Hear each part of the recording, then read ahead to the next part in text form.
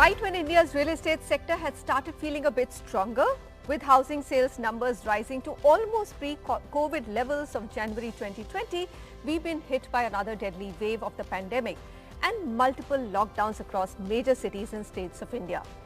How will this impact the sector, the supply and demand of both residential and office spaces?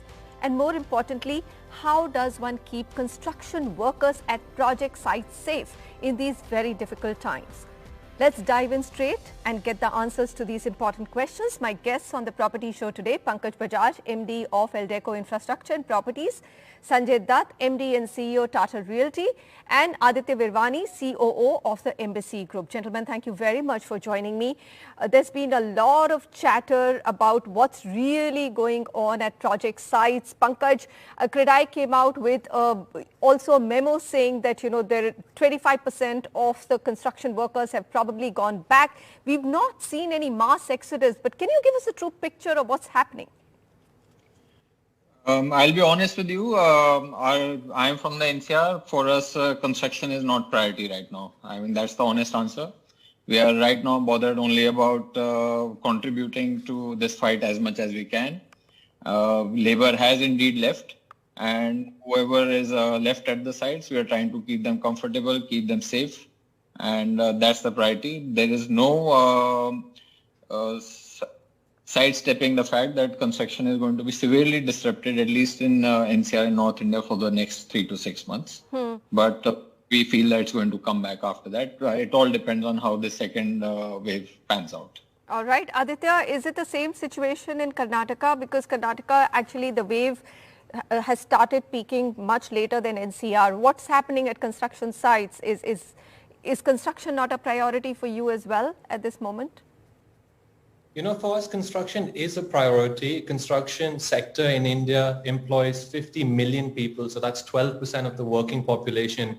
So it's important that construction does go on, but we ensure that we maintain the required safety norms for that to carry on. And also this wave is quite different to the first wave we had before, where many of these laborers, and like myself, had very little information about the virus. I think a year forward, we know about the virus, we know the effects of it, we know the severities of it. For us as developers, it's super important for us to make sure that our labor camps and our construction sites make these laborers feel safe and make them feel that they don't have to go home. And that's exactly what we're seeing on our sites. We're not seeing as many people go home as last time. We're seeing, honestly, I would say a 60-40 mix, if I had to put a number to it, where 40% have left and gone back, and the 60% feel more safe because of the things we're doing and the things we're providing for them. So it's quite interesting how it's different from the first wave. All right, very interesting points. Sanjay, what's happening at all the Tata sites? I mean, how much is it affected construction? How is the labor force being kept safe? We have 20 projects, Manisha. 17 are residential, 3,000 plus construction workers. I think we would have lost about 10%. Okay, so let me come to the big question. As Pankaj said, Sanjay, Tata Group has stepped up a lot when it comes to really contributing to this COVID pandemic and helping people. With Tata Realty, the big thing is how do you keep, if 90% of your labor is still at site, how are you going to keep them safe with this crazy wave? Manisha, it all starts with the ethos and policies of the company. First of all, we outsource construction, so we recruit reputed contracting firms. We have an environment, health and safety division, which even before pandemic was very proactive. And we ensured high quality hygiene, discipline, governance around all our construction sites. Of course, during pandemic, we upped it and we basically ensured that information, knowledge, and vaccination and tests are done regularly and are encouraged. We are also supporting our contractors. So if we have to, we've reached a protocol that if we see a spike and beyond a very single-digit percentage of COVID cases going up, the teams are empowered to shut down the sites. So we don't want to risk the lives of people. And if that means idle charges and not doing construction and taking a loss, we are prepared to do so. The other reason why perhaps we did not lose so many people, Manisha, even in this second wave, is because they feel far more secured at our side.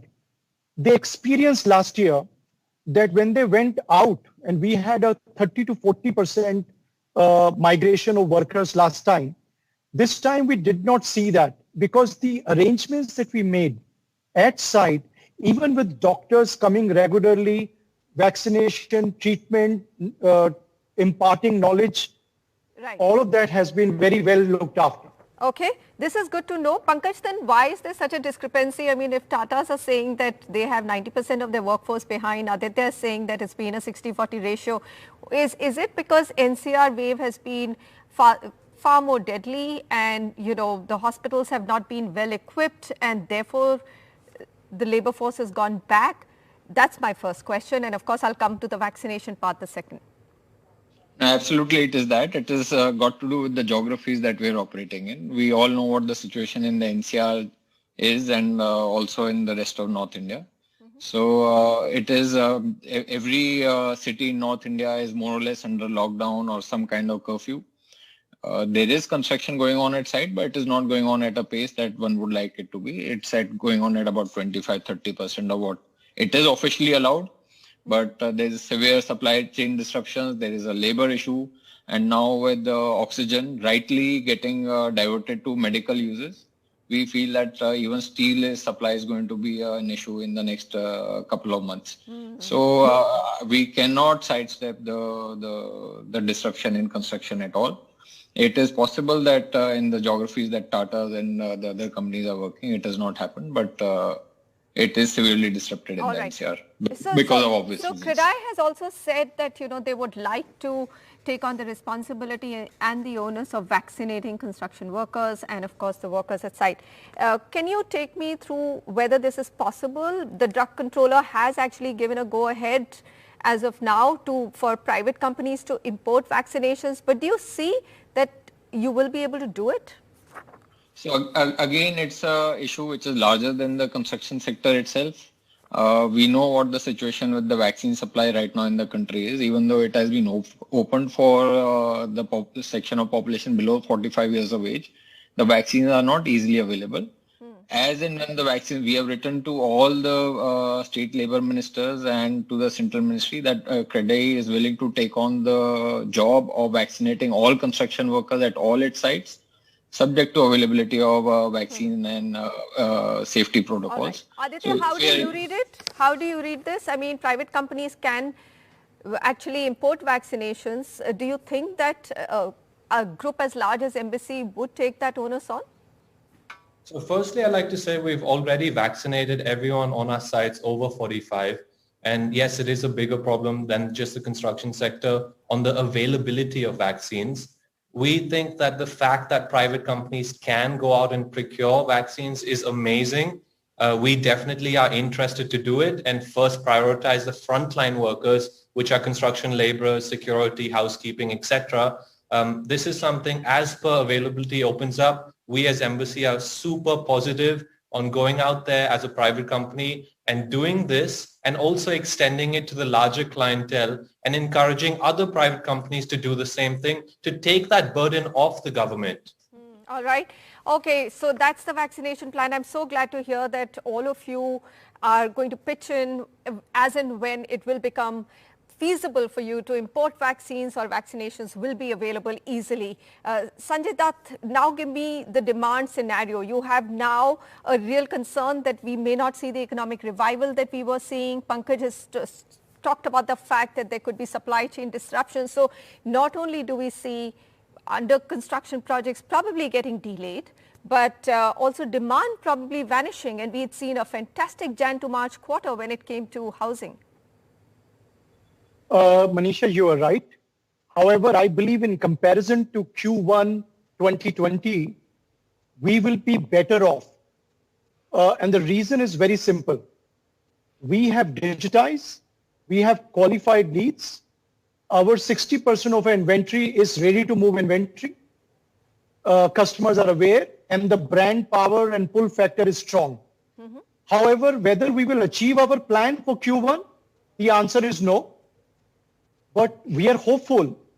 Like last year, when we bounced back, we should be able to bounce back this year. The inherent demand and the need for housing, and with the EMIs all-time low and no GST because of ready to move inventory, and customers and channel partners more aware of digital virtual solutions, we should be able to recover, Manisha. It is not a permanent damage. It is a temporary setback. All right. I'm glad to hear that it's a temporary setback because like you said, and Aditya put the numbers there that you need to get housing demand going. You don't want it disappearing. It's not good for the economic recovery as a whole. Pankaj, what's the scene in NCR? I mean, we've seen a pickup here as well. In your segment, the sales have been fantastic, which is mid to premium. How are you seeing the next couple of months? So I agree with Sanjay, and I not only agree with him, I'll go a step further. I say that housing is going to command a greater share of the customer wallet going forward. I mean, put aside the disruption in this quarter or the next quarter, but housing, we all know how housing came back roaring after the last wave. And this is a trend not only in India, this is a trend across the world. People have realized the importance of housing. Not only would housing do well, get a larger share of the customer wallet, it will, I think, command a larger share in the overall real estate pie. There's also a trend of movement from commercial to residential because of work from home making deeper roots into people's habits. There's another very strong trend, Manisha, which is tier 2 markets are going to command a larger share in the overall real estate pie of the country. Right now, they command only 25%. I think this is going to go up to 30 to 35% very shortly. And that's going to be huge for some of these tier 2 towns. The fourth trend, which I feel is going to be very strong, is the trend towards upgradation. So people are going to want to upgrade their houses, go for bigger houses, a nicer place. So great times for luxury housing, for premium housing.